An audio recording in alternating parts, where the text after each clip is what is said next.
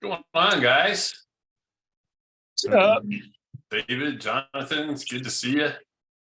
Good to see you. I think I'm going to slide back in here. I'm in Cancun right now, man. Was that the event? Yeah. Ah, that's cool. I didn't realize it was this week. I told them I wasn't going, and now I'm missing out. Oh, it's some FOMO down here, man. It's fun. I bet. It's good. Dave, I've got Josh on here as a visitor today. So, Hi, Josh. Hi, Hey, Josh, how are you? Where are you from, Josh? Hello, David. Lynchburg, Virginia. Nice to meet you. Hey, Josh, what's going on, man? I'm up in Fredericksburg. All right. Hi, Jonathan. He's from I thought you were in Fredericksburg, but he's Cancun. actually in Wait a Cancun, second. right? Yeah, hang on. I'm in Cancun. I live in Fredericksburg. yeah, I bet the Yeah. weather's better there. Josh and I are in the same town. So, Nice. Mr. Thurston, how are you today? You're Trying to unmute mute myself. today. That's what you are. Yeah, I'm good. How you doing? You know, I am super pumped about today's episode. Like, I hope you guys are. Like, this information is going to be really, really good. Super excited about it. So, yeah, I'm excited. That's how I'm doing. Does everybody here know Mike Maharis? Nick, do you know Mike Maharis? I don't think so. Oh, he's jumping on right now. So maybe speak of the devil. There's Mike Maharis. Mike's got some good, valuable information on government contracts as well. There's Mike. I was just speaking about you. I saw your picture on Facebook working out at the gym this morning. Good job. Hustle hard, man.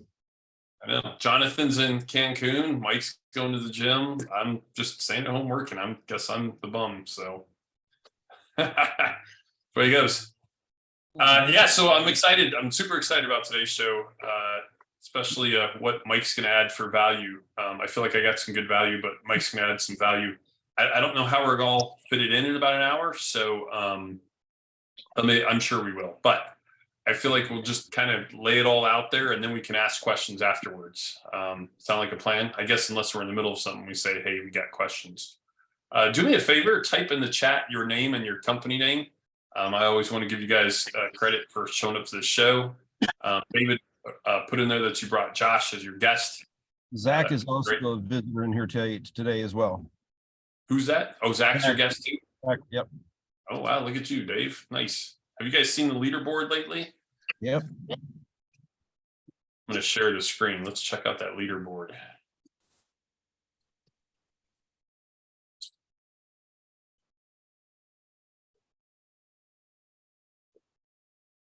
Let's check it out. I think you're climbing up it, David. All washed up. Look at that. American Services. Yeah, where's Nick today? Yeah, cool. Jonathan, you're up there, number 6. Man, making an effort coming from Cancun. I love it. Got to get my points, man. Yeah, love it. And I think you're going to be here next week, so Yeah. that's cool. So much fun. Yeah, it's going to be a lot of fun. You know, yeah, I'm looking forward to it. All right, so I'm gonna tell a story before we get started. Right now, when I first got a government contract, it was 1999, I believe. It was a long time ago, right? Obviously, I have people who work for me who weren't even born then yet. Mike, you were born before 99, right? It's an 81. 2001? Yeah, you were 2 years old. So I got my No, first 81, 81, baby. Oh, I'm 40. 81? I was like, wow. How Okay. you got to like Yeah. So my first government contract I got in 1999, and I worked it. You know, I did pretty good. You know, it was a low bid. It was an IFB, so it was an invitation for bid, and I had to be the low bidder. So you know, I bid on this massive, you know, airport in Phoenix, and I went out there and worked my tail off, and I probably wasn't making money unless I was out there running it and working it, right? And years went by, and we didn't have the internet like we do now. Back then, like, it was hard to find employees, hard to find good work. And it was just rough. I mean, it was not easy, right? And you guys all know this. Sometimes you start your business and you're just spinning your wheels, working way too much. And there came to a point where like money was tight and I didn't pay my equipment rental company, and the lift I was using out there sort of got repossessed, right? I didn't pay the bill, and the guy who was running my contract, I still remember to this day, he calls me up and he's like, Dave, you're such an idiot. Like, why am I chasing around this lift company and you're not paying your stupid bills? What's wrong with you? And it just came right out of my mouth. I'm the lowest bid, man. What do you expect? And at that time, obviously, I was frustrated, hurting for money, working my tail off. And those words just came out of my mouth. I'm the lowest bidder. What do you expect? And I heard him kind of take a breath and pause. And he's like, oh, okay, I get it.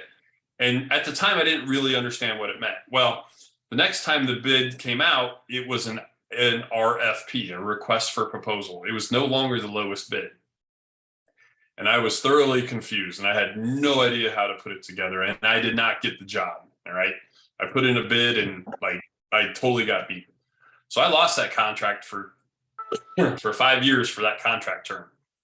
And then the next time it came up, I lost it again. So I lost it for a period of 10 years. And then I thought to myself, I really need to learn how to do this process if I'm going to want to get this back, right? So I studied. I actually went to other bid meetings of other vendors and other companies. I went to like the janitorial bid meeting. I went to other bid meetings. And then I looked online and saw what winning bids looked like. I started doing research and finding the companies that won the bids, and then it's public information. So I would start reading through them, and I educated myself a lot. It was really funny. I still distinctly remember being at a bid meeting, and the guy from the airport recognized me. He's like, aren't you a window cleaner? Why are you here? I'm like, I'm just trying to make myself smarter. He's like, oh, that's cool. So let's fast forward a little bit. I've had that contract. I got that contract back again. Just got awarded it. I'll share my screen with you guys real quick. Right here. Contract will begin June 1st, period of 5 years, $5,613,000.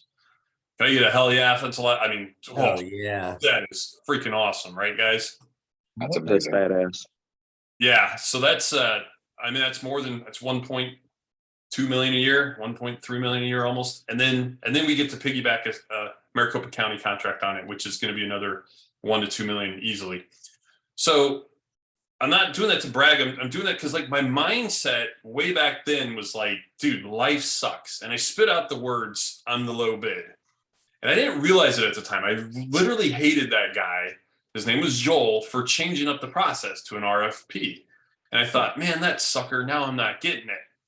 Well, now I fast forward 15 years and I'm thoroughly blessed, more than I could possibly imagine, for my failures. So my failures has turned into a huge positive. And I want to continue that and show you guys and help you guys become more successful and be able to feel confident when you're bidding on a government contract. And especially if you're bidding on it, please reach out to me. Let's email, let's talk, let's go through your proposal, all that stuff. I've got my proposal sitting right here. It is about 580 pages. So how do you write this, right? What's all the information in there? You can see a table of contents, right? Like, man, my wife has a master's degree and she said this sucker was more work than her master's thesis. So how do we put this together, right? What are the steps, all right? So first and foremost, you have to find the contracts, you have to find the bids, right? Mike's going to cover some of this here in a little bit. But like, there's certain things that they ask for in the contract when they're put it out for bid. Like I had a contract, not this one I bid on, but I had one. It says, you promise not to boycott the country of Israel. Like, what in the world does that mean? And why do they put that in their special terms and conditions? So you have to read through all their terms and conditions. Some say, hey, you have to be a US citizen. Okay, I'm a US citizen. But if I didn't write that in here, if I didn't write, hey, I'm a US citizen, I'm not getting a job. I'm getting less points. So I write in there, David Kaminsky was born in Arizona in the United States. He is a valid US citizen. And guess what? I get a little check mark. I don't know how many points they assign that to, but I get points for checking that line item off. Now, in these contracts, there was special terms and conditions, and terms and conditions, there was probably 75 special terms and conditions. And in my contract, I have to write, hey, I will not boycott Israel. Sounds completely crazy, right? But when I started reading through government contracts and why people were getting them, I'm like, why are they writing in there that they were born in the United States? Why were they writing in there they're not going to boycott Israel? Like really strange stuff. I mean, there's other stuff that really makes sense, right? Have I been in business more than 5 years? Stuff like that. So when you write your contract, you have to lay it out in that way. Now, another thing, like in this contract, they give me 5 pages. They say, write a company, overall company profile, and it's only going to be 5 pages. Well, this sucker's, like I told you, is like 500 pages. So how do I get 500 pages out of 5?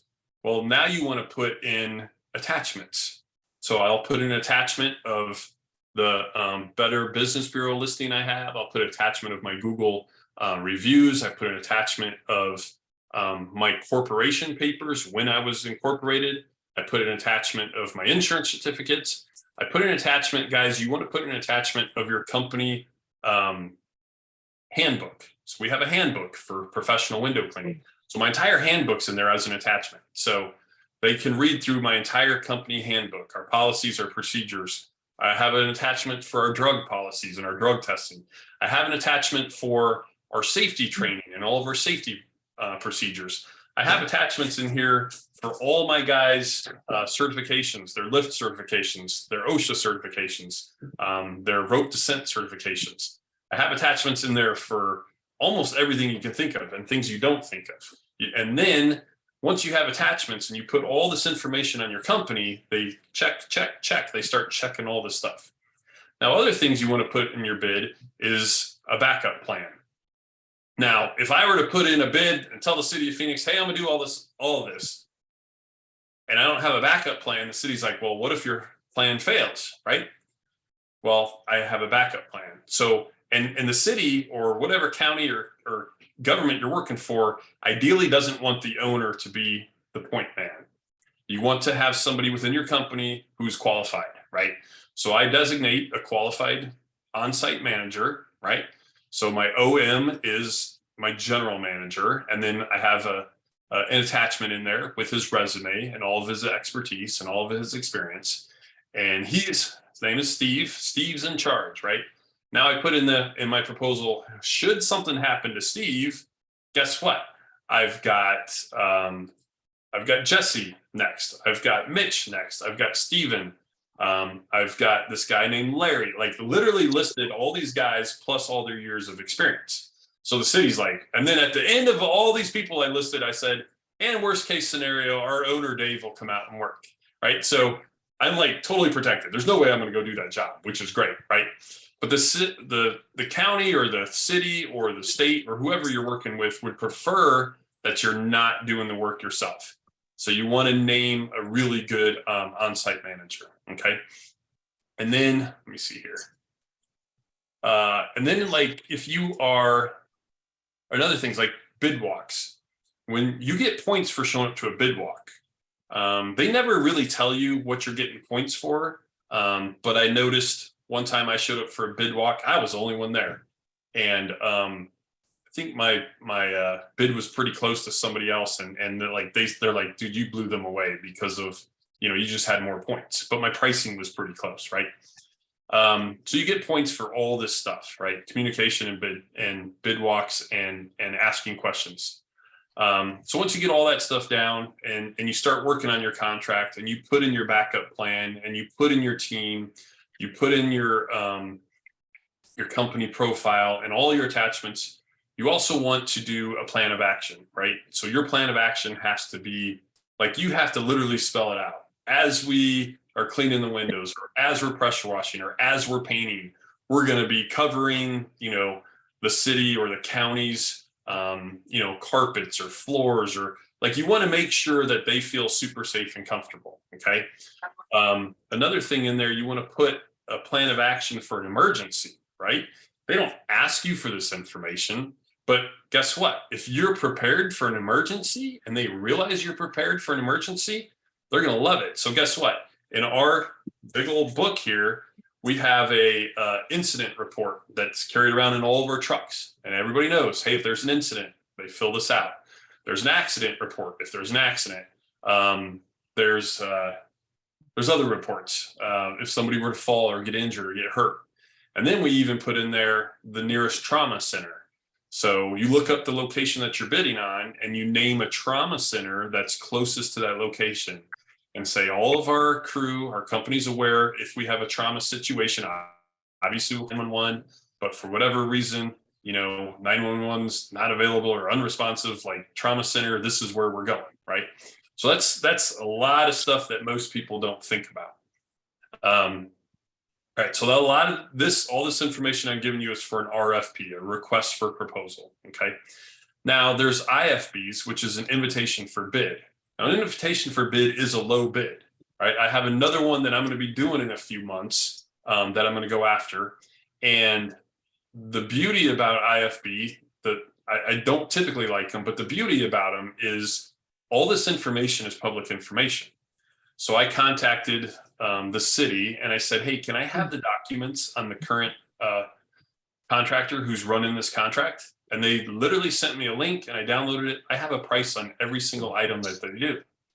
So if you have no idea pricing or what to do for pricing, contact that government agency, contact the city or the county and ask them, hey, it's public information. I'd like to see what you guys are paying the current contractor. And they'll just hand you a nice little sheet and you can look at it. And that's where you start your bidding from. I did bid on a pressure washing contract one time at Sky Harbor Airport and I got it. And I got it in this exact method. I went to the city and I found out their pricing. I figured out what they were charging per square foot. The new contract was coming up and I saw the square footage and I knew what they were charging and I submitted a bid. I literally beat the contractor by $200 and they gave me the contract. So, and that was probably a $250,000 contract and I got a pressure washer out of it, right? So if it's IFB, don't be like scared of it. There's other methods where you go out and find the pricing information, okay? And now I'm gonna give it to Mike. Let me look at my notes really quick here. Yep. Oh, no, I got one more note. Check your pricing, guys. Yeah. This one's huge, right? So this last contract that I turned in, I put all my pricing down in Excel on my computer. And it literally says, before you turn it in, check your pricing. And my mouse was glitching. Like I stayed up really late one night. Family was asleep, everybody was in bed. And I'm like, I'm focusing on this. And I put in all the numbers and I'm like, I'm sure I'm right. And I transferred the numbers to the bid. And my Excel, my mouse was glitching and it forgot to grab a couple of the lines up at top. So my prices that I had down at the bottom for the grand total was actually wrong. So I put in the wrong price. Had this been an IFB, I would have totally hosed myself because I didn't count like 4 or 5 line items, right? And even on the sheet, before it turns it in, it says, check your pricing, check. And I'm like, yeah, Excel did it, check. And Angela knows this because she was actually around me when I got noticed that I won this bid. I literally was super nervous because I screwed up the pricing. It was actually much higher than I really wanted to present. I wanted to present a lower price, but I didn't add a few lines and it ended up being way more money than I was actually trying to get. So check your pricing, guys, especially in an IFB. Like I was mad at myself because I could have handed it to anybody in my company, like Steve, can you check this? Even my wife, Marilyn, can you check this? I probably could have asked any of you guys to check my pricing. You guys have been like, sure, yeah, no problem, right? But in my brain, I'm like, Excel did it, it's good. And it was wrong. So that's kind of a bummer, right? So check your pricing. I think there was one more thing. Hold on, one quick here. I'm going to hand it over to Mike. I know I had another thought, but I can't think of it right now. Mike, are you going to need to share your screen? Yeah, I probably should. I got some tabs I got opened here. All right, I'll put you as a presenter. Or wait, I'll just allow you to hold on. There you go. You can share your screen. Let's see here, desktop 2. All right, so I got my laptop docked here. So if I'm looking to the right, that's because I'm looking at a screen that doesn't have a camera. So I'm not purposely ignoring you guys. But I'll first start out by qualifying what I'm about to share with you. This is all really, really new stuff for me. So I have went down the deep rabbit hole. Well, let me back up for a second. Shout out to AMP Mastermind. I see Jonathan Maynard's on this call. He's one of the leaders of the organization. My knowledge of government contracts was spurred through what's called a 10K idea that Mr. Kaminsky shared at our mastermind that we get together at through AMP. So I wouldn't know anything about government contracting if it wasn't Dave sharing this with the broader group of our organization.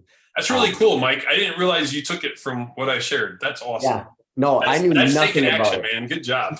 Yeah, so I had a whole page of notes and your 10K idea about government contracts. And you actually started out and you said, hey, I don't have 10K. I think I have $100,000 idea for you guys. And it's true. This is like high value information. So that on the table, I'm going to also start by saying I'm not organized like Dave. I did not take down notes or like put together well thought out ideas. I have links and tabs open on a browser. So bear with me if this isn't a beautiful presentation. But I will start out by saying government contracts, I think for a lot of people are super intimidating, mostly to the fact that you think because it's a government agreement or a government agency that they are somewhat smarter or better than your small business. And the truth is they are actually very in need of your small business. So much so that they are begging for smaller companies like ourselves to come in and bid on these agreements because we have capabilities and we have the attention to detail that many large corporation partners don't. So, that being said, when I kind of started digging into this, I started to figure out, well, where do I find government contracts? So I started investigating and come to understand that government contracts are kind of laid out at 3 different layers of government. So you have the federal government, you have the state government, you have your county government, and then from county governments, they kind of piggyback on to like local municipalities, like your townships and your cities and so on. So what I'm going to do is kind of talk through the 3 top levels of this. So starting with the federal government, this federal government has a website.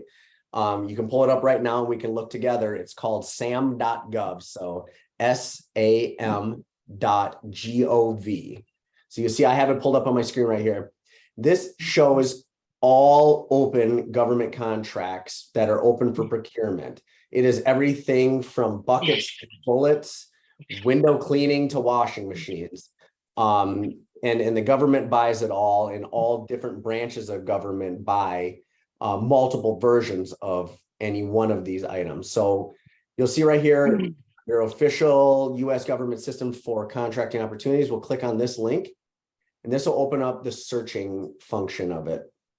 And now we'll actually be able to search for government contracts. I always like to do the advanced search. So somebody throw out an organization. I'm a pressure washing and window cleaning company. I've searched this 100 times. How about somebody that's not pressure washing and window cleaning? Throw out your business, your line of work. Concrete floor coatings. Concrete floor coatings.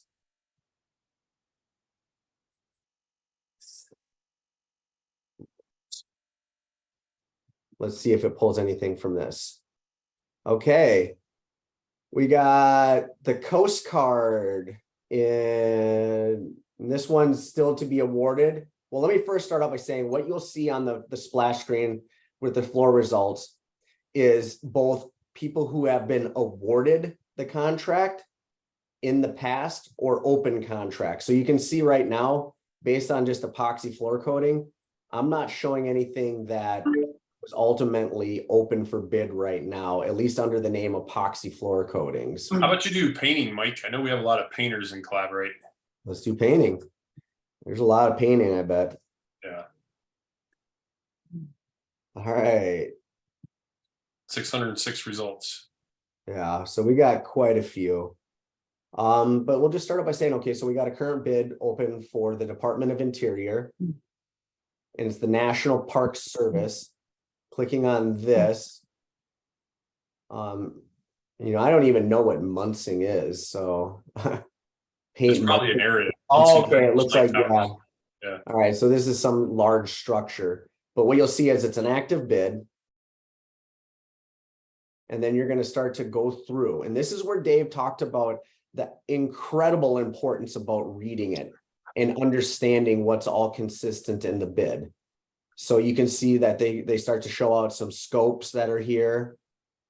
This will be a firm fixed price contract, meaning that there is no scope creep. Once you have put your bid in, it doesn't matter how bad your pricing was to win it. As to Dave's point, what do you expect on the low bid? Well, what they expect is either a prison sentence or for you to complete the work. And this may be the last project you complete this year, is what I've been warned by, a few of my peers and that have gone through government contracts. But just kind of scrolling down here. So you can see that there's so many different elements of it. So now, like here, we'll go into it and we'll see that the bid solicitation. So I'm guessing, yeah, so I'm guessing this is probably the broad scope of work. Let's see if I can pull it up before I pull it up on the screen. And can you see if this is an IFB? It is probably an IFB because it's just a. Yeah. No, RFQ, request for quote. Yep, this is a So an request. RFQ is the same as an IFB. It's usually just a request for a price. If Yeah. anybody's from the Upper Peninsula of Michigan, that's where this one is at. Yeah, and I'm not going to dig too deep into this. I think what's fun about these, because it's public knowledge and it is 100% up for your investigation, look through it. And here's the part about federal government contracts is you have to be in a related specific industry to bid on this contract, meaning that you can't be a window cleaning pressure washing company and bid it, win it, and then sub it out. The Fed only lets prime contractors. A prime contractor is a company that is quite large in size, and they are required most likely to maintain a list of subcontractors. So that's kind of just giving you the insight to searching through sam.gov. The last little piece I would give you, if it is a contract you are interested, they always have your point of contact. Send them an email right away. These people are really interested in getting the right people in. Procurement officers and buyers and people that kind of fall into that title of contractors or people that seek out to do business with contractors. They want to answer your questions because the more they answer your questions, the more they justify their job. The truth is, buyers most likely are going to get replaced by automation in the not too distant future. And this actually comes from one of my government contracts counselors that we've been assigned. And she said that the buyer's position is just going to kind of be screened out because the truth is they don't want people to have relationships with your buyers. They don't want the buyers to have inference. They don't want the buyers to have to be experienced or gain experience. They don't want, they want the first year buyers to be as talented as the 10-year buyers, if that makes sense. But I kind of digress there for a second. So that's kind of at sam.gov and digging through the contracts that are published. This is the next part, and I'm going to assign you guys some homework. In order to bid on a federal contract, you have to be registered with sam.gov. To register with sam.gov, you actually have to get validated. The validation process used to be as easy as signing up for like a Gmail account. You just submit your articles of incorporation, as well as like a piece of mail that shows your address. That on January 1st of this year got changed, where it's now a very lengthy process where you're having to submit financial records and other elements that document that you are in fact a real business. And this is mostly to the fact that there was a ton of fraud. If you guys ever seen the movie War Dogs, I think it's a pretty good depiction of how poor the government procurement process really could be and how easy it is to get fraud. So that's at the federal level. Scooting right next over is the state level. Oh God, let's see here. Did I get kicked out? Yeah, let's reload.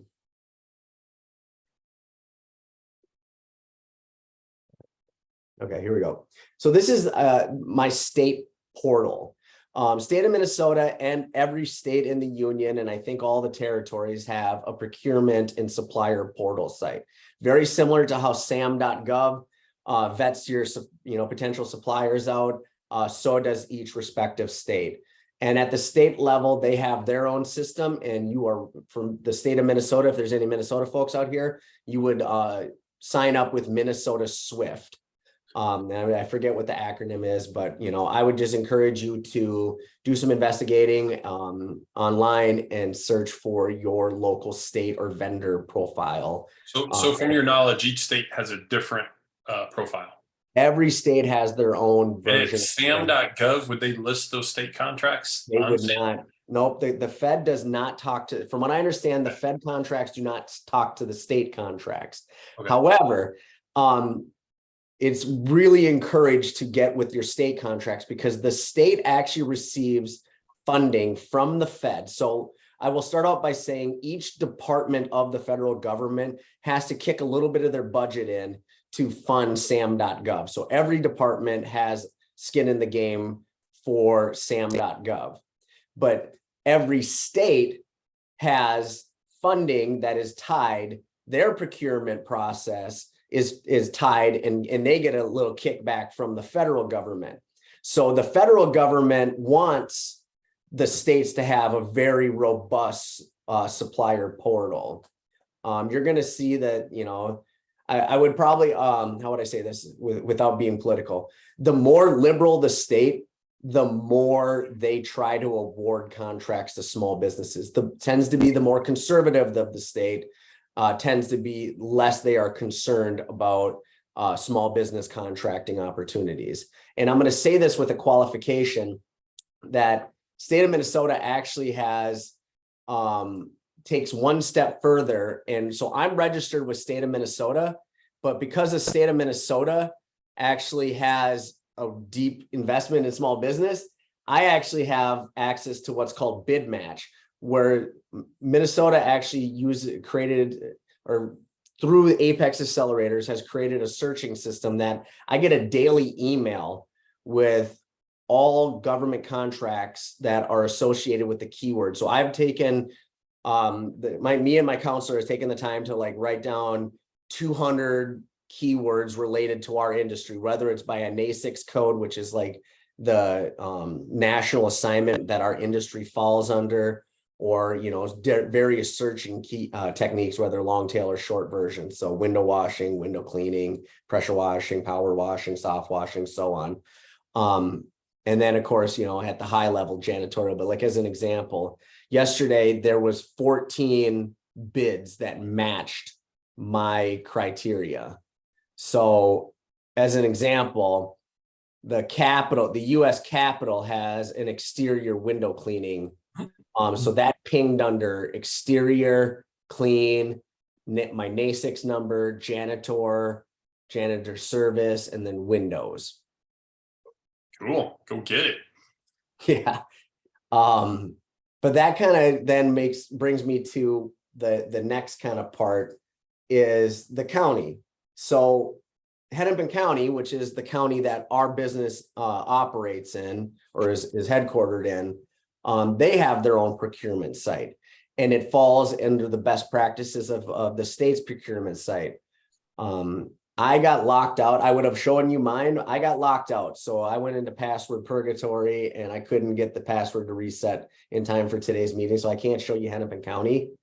But that kind of gives some credence to federal, state, and then your county level contracts. Another piece of homework, if you guys want to just go ahead and take some action right today, walk right into your city hall, walk up to the front administrator's desk and say, I would like to see any past awarded contracts for your insert industry. And if they should be a compliant, they should be able to print you out anything because they can search in their database real quick. If they want to push back, you just have to then go file a Freedom of Information Act and bring the little piece of paper in that says. And Mike, that's a really good point, because a lot of times these cities and these industry or these governments don't need to necessarily go out for bid if the price is under an X amount of dollar. So Yeah. some cities have freedom to spend up to $10,000 without getting bids. Some it's 20, some it's 50,000. So Mike nailed it right there. That's really important. You go talk to them and say, any job that's related to my industry, I want to know about it. And you don't really have to bid on them all. We've had plenty of city jobs that we've done. They're like, hey, as long as it's under $10,000, we don't need to get a bid. And we're like, sweet. And you know, the truth is like, you're going to win more, you know, you get more flies with honey than vinegar. So smile, be polite, like don't be confrontational. Obviously there's an incumbent, right? The contracts are being awarded to somebody who most likely has a relationship. Rather, if you want to disrupt that relationship, you're going to have a whole lot more likelihood of being friendly and building and networking. And I actually even was told by my counselor that I should be reaching out to the companies that have been awarded past contracts, because usually they're not, there's very few times where these year after year take over contracts. In some cases, the government just wants a new vendor every damn year. So you can go back and reach out to these people, and you can get the ins and the outs about projects that you may be wanting to bid on, and you get to find out little intricacies that are probably not going to be found out until you find them out the hard way in the day of the work. That's fantastic. Mike, now with the sam.gov, you can search, I think you and I were talking about this yesterday, you can search whether it's an IFB or RFQ or an RFP, correct? Yeah, so let's see here. We'll go back to search criteria, filtered by. I started playing around with this, and again, forgive me for not having better notes. Maybe in that very top one, you just type in RFP or something. Contracting opportunities. Okay, yeah, so just what was it, Dave? RFI? RFP. RFP. Yeah, search that.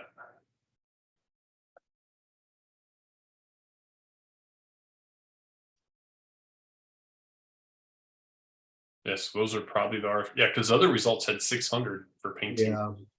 So these are that's RFPs. down. Yeah, right here. Request for proposal. There you go.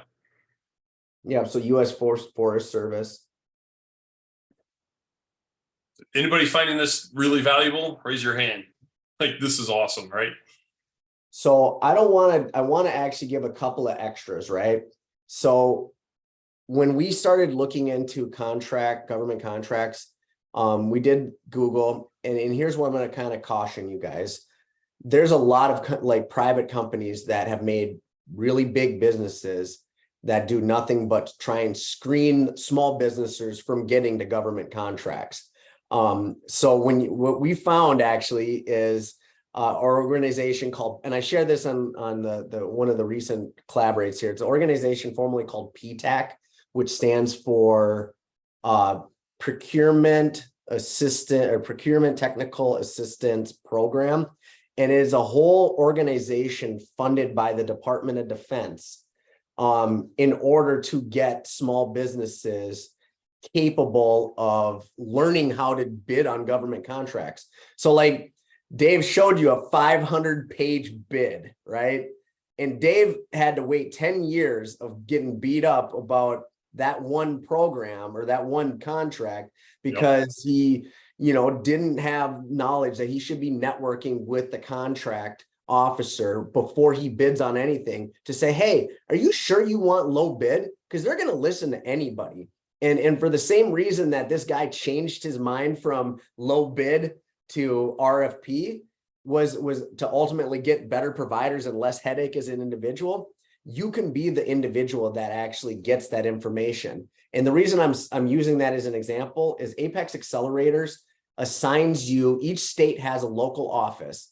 As a matter of fact, if you go down to the map, there is Apex offices all over the US and Hawaii and all the other territories. So if you type in Apex Accelerator into Google, get in touch with your local Apex office. So Apex and PTAC are the same thing. They've recently gone through some rebranding. But ultimately what it does is it allows you to get assigned a government contract counselor. So we got assigned a government contract counselor, and this person's job is to review your contracts that you're bidding on with you before you submit them. So the gal that I got assigned to, our company got assigned to, her name is Tracy, and she is a former state of Minnesota buyer. And because she knows Minnesota's contracts really well, she actually is like encouraged us to start bidding on some contracts. And this is where I'm going to say state contracts you can actually sub on. So she's encouraging us to bid on contracts that have nothing to do with our industry, but we can engage with subs that we trust and win agreements and ultimately just middleman deals. And she's like showing us whole techniques. And that's kind of one of our priorities this year is to try and cup up, several $1,000s in just subcontracting opportunity. All we do is match make. Now, of course, word to the wise, don't sub to somebody you don't trust. Don't just go out and painters near me, Yeah. Hey, Mike, you mentioned to me yesterday about becoming a preferred vendor. So you want to explain that a little bit? Yeah. So this one was something that I learned through, I got to take a class, or my wife and I got to take a class called Foundations. As a matter of fact, we got our foundation certificate in the mail just not too long ago. I love it. We actually got specialized training on all the different ways to market our business. So the part of government contracts, and I'm going to answer your question in a sec, Dave. Part of government contracts is just bidding what's open, right? That's probably 25% of the government contracts that are awarded, because those contracts that are awarded are required to go out to bid. 3/4 of the contracts don't have to go out to bid. As a matter of fact, the 3/4 that don't go out to bid are probably awarded year after year to the same organization, and they probably have work orders and POs with these companies that are just standing open for $49,225 or $24,445 because it falls just below the threshold, right? So that's the big part of getting with your Apex counselor, is they're going to introduce you to the organizations and the agencies that know who to make these networks with. So to answer your question specifically, though, the federal government at the state or at the nation level, you can actually get what's called, there's a department. I should first start by saying there's a department called the General Services Agency or Administration, and their job is just random things that are needed by the government. So almost every janitorial in the whole entire country is run through General Services. Painting projects, I imagine, are the same. Light construction projects, like fixing a sidewalk or something, right? But once you are big enough as an organization and you have enough experience to be justified, you can gain what's called a general service or a GSA schedule. Now, what a GSA schedule is actually probably one of the sweetest deals in government contracts. You now become the go-to for a region of the nation, right? So once you get a GSA schedule, if I had a GSA schedule for pressure washing and window cleaning for the upper Midwest, any and all government agencies at all 3 levels can search the GSA scheduled providers or people that have GSA schedules. And ultimately those people just get straight up phone calls like, hey, I'm curious, I'm going to open up an RFQ or RFP for window cleaning on this building. I don't even know what it charges, right? And the reason that it's such a special thing is that you're not necessarily awarded the contract because you have a GSA schedule, but you are considered a subject matter expert in that particular area field. So when it comes time to bidding it, you're already bidding with somebody that is like trusting you. They're almost expecting you to be one of the people to bid. Yeah, that's really cool. And what's cool, Mike, is if you get the person and you really develop a relationship with them, they can put things in that contract that basically not ensure that you get the deal, but they're going to put things in there for you that because they know that you're going to do the job, do it well. Yep. and they don't want some schmuck coming in there and messing up their situation. Yep. So they're going to put things in there that are going to be helpful for you as well. You're spot on, Jonathan, because my contract exactly does that. They put words in there that most window cleaning companies cannot obtain those certifications or whatever. Like they put words in there that I have to use you have to have within the last 3 years experience on this certain type of lift at this height inside, and they put other criteria in there that like there's no other window cleaners that, I mean, there's one or two in the whole state that could maybe, fall in line with that. So you're absolutely right. So we got like 5 minutes left before of my presentation. So I'm going to go through two things really quick, but I wanted to give kind of like an extra couple of like items of dessert for you guys. So government contracts is super lucrative, and I think everybody should be bidding on government contracts. The government also wants to see our small businesses do really well, and the Small Business Administration and through Apex, they want to build better businesses and connect small businesses with these agencies. And I'm going to show you this one. So we just recently attended, and every state has their own version of it, but it's called a SADBOC Government Procurement Fair. This one was particularly for Minnesota. So SAD meaning Small and Disadvantaged Business Opportunities Council is what that stands for. But every business, for the most part, is a disadvantaged business because we just aren't big.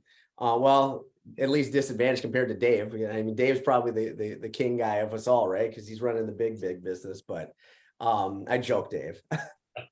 But I'm showing you this right here because we actually got invited through our PTAC counselor to participate in the procurement fair. And imagine if anybody's been to the huge convention, imagine like the vendor floor at the huge convention, but instead of like Power Wash Store and like your one day floors, it's filled with every agency and every prime contractor in your respective state.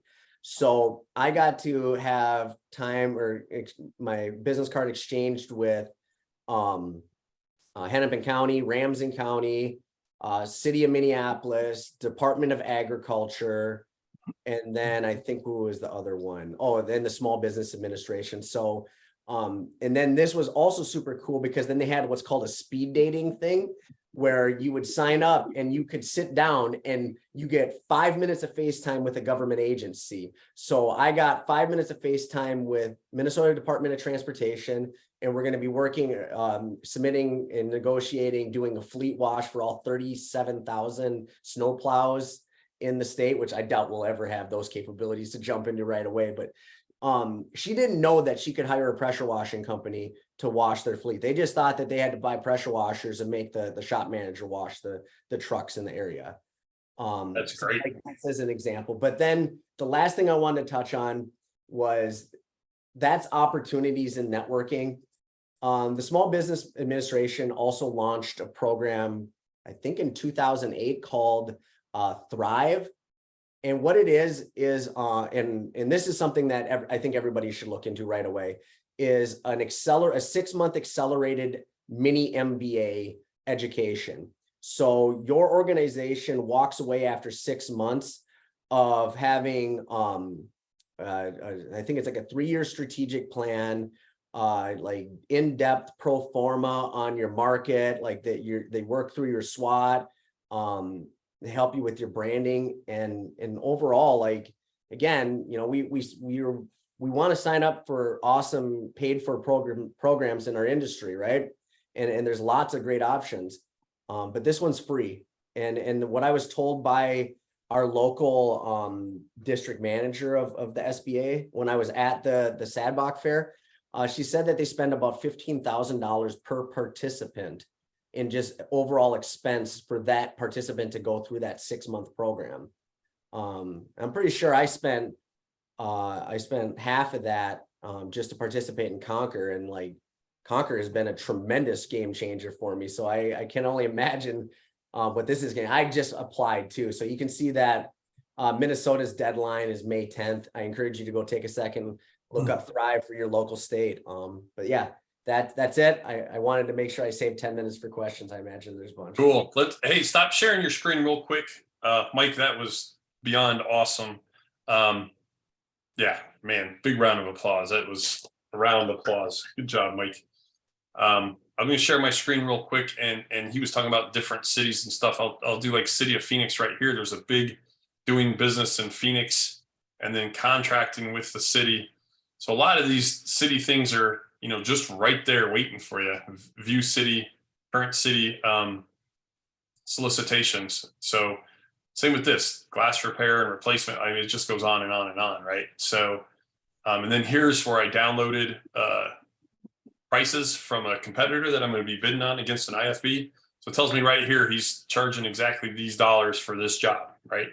Super cool. So thanks, Mike. That was fantastic. Let's open up for some questions. I'm sure there's some questions here. I can't believe they actually give you the prices that other people bid. Oh yeah. You walk in, like before the internet was around, I would walk into the procurement admin office, the City of Phoenix, and just ask them, and they would just print it out and hand it to me. It's public information. So that's the key behind it. In your guys' experience, does the government like to pay on time? Nope. Yeah. Okay. Yeah. Minnesota has a commitment to pay in 30 days. Well, City of Phoenix used to pay in 30 days and they were pretty solid. But these last 5 years, like literally I was having conversations in my office chasing AR from January, and here we are in May. They say 45 days, but you need a line of credit. 60 for us. Yeah, they don't really pay it, and it drives me nuts because the contract says 45. It's never. I mean, different cities are different. Some are great, some are fantastic. Yep, that was our experience. We had a big county contract for like 70 years that we just recently lost. It was unfortunate. Yeah. But if Be you on get these time. and you need somebody to fund your AR, let me know.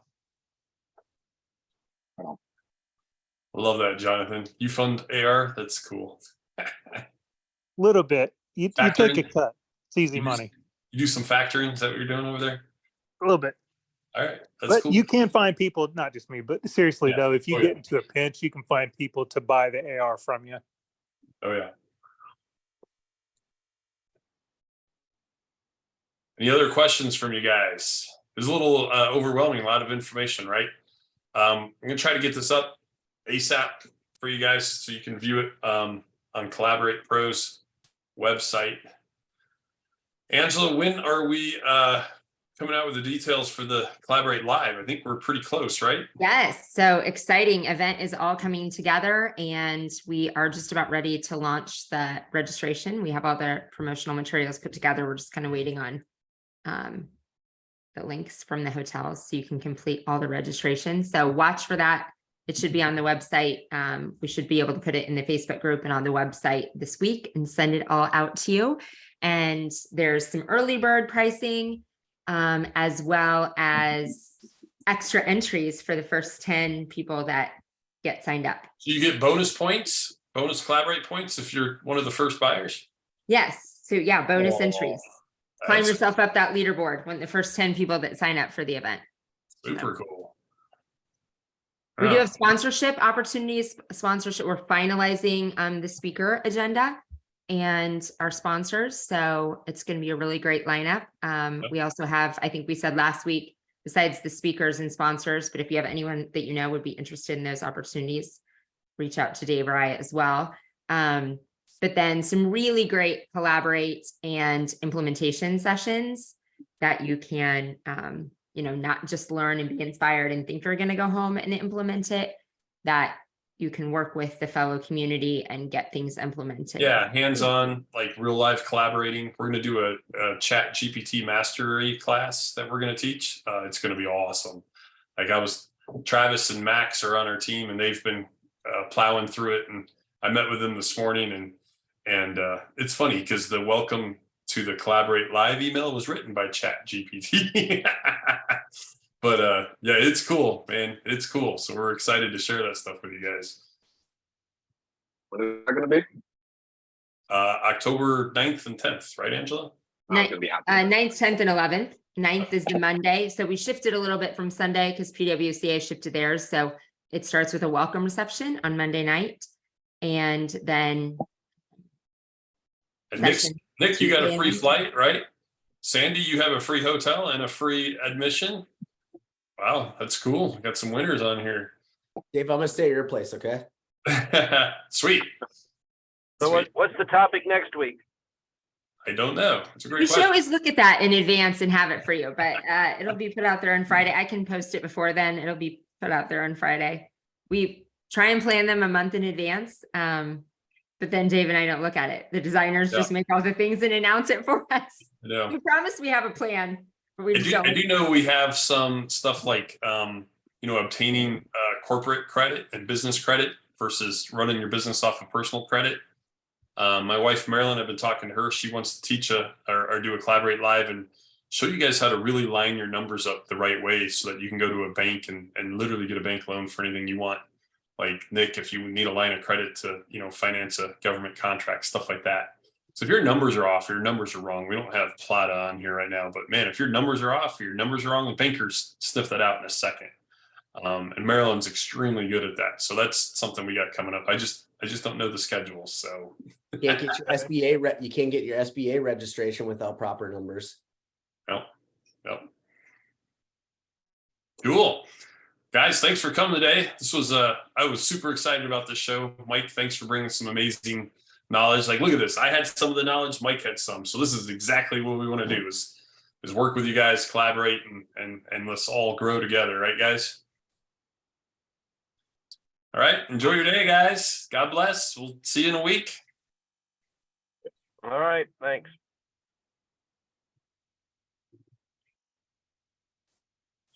Thank you. Bye, everyone.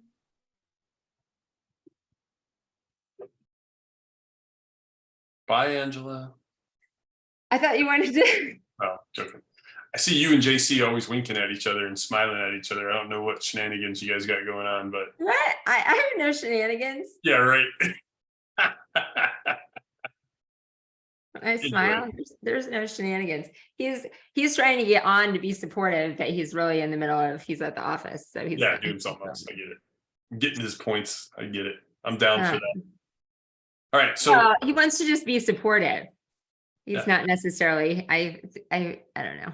I have a feeling he'll take himself out of the running because people think like he's getting points for pictures with me. oh, right. Oh, I didn't even think about that. What did you think of the show today? Pretty good, huh? That was really good content. Yeah. I Yeah. hope people like go back and watch and listen if they Yeah, Mike brought some awesome value, man. yeah. So Okay, all right. yeah, I haven't looked at this in a bit. Why does it say Collaborate Live again? This needs to be the logo. The right here should be the logo. Yeah. Okay. There we go.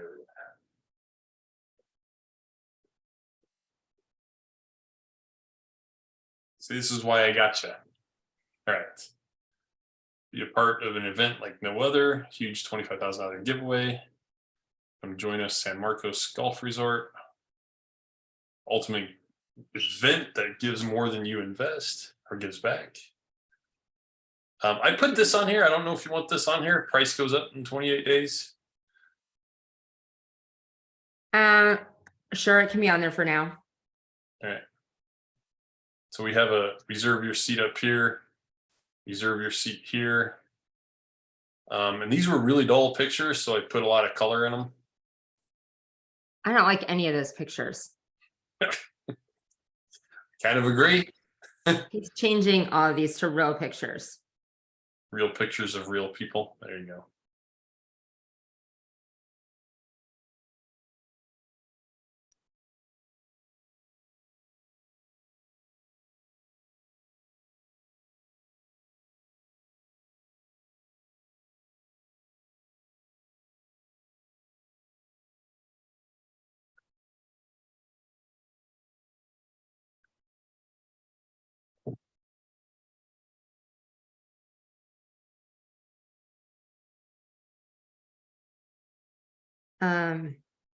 Yeah, he's gonna have to, let's look at this tomorrow. He was supposed to change all the words to the words that are on the flyer. Oh, Like, we don't want bonuses include. all right. Yeah, I Oh mean, my gosh, no to any of this. okay, I hadn't looked at it because he was supposed to change it all and he obviously didn't change it. okay. This is I'll show all you the terrible. thank No, you this is page. all terrible. No, we Okay. can't even go over it. It's like gonna make me sick. Okay, so good. I'm glad you said that. I had a thank you page. Hold on.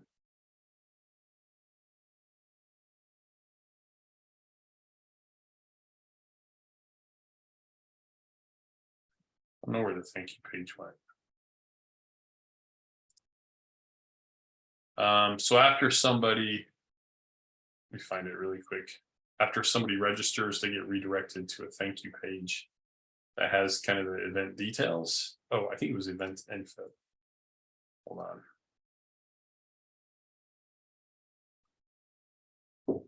Man. Okay. Congratulations, you're coming to Collaborate Live. You want to say hi to Angela? Hey. Hello. Have you met Max before? This is Max. I have not. Hello. Just graduated college. Yep. Big college. And he's getting married in a couple weeks, right? Yeah, like 7 weeks. So, all right. So this is the landing page that we built this morning after it says, congratulations, you're coming to Collaborate Live. Okay. Then we have the countdown for the days, hours, and minutes.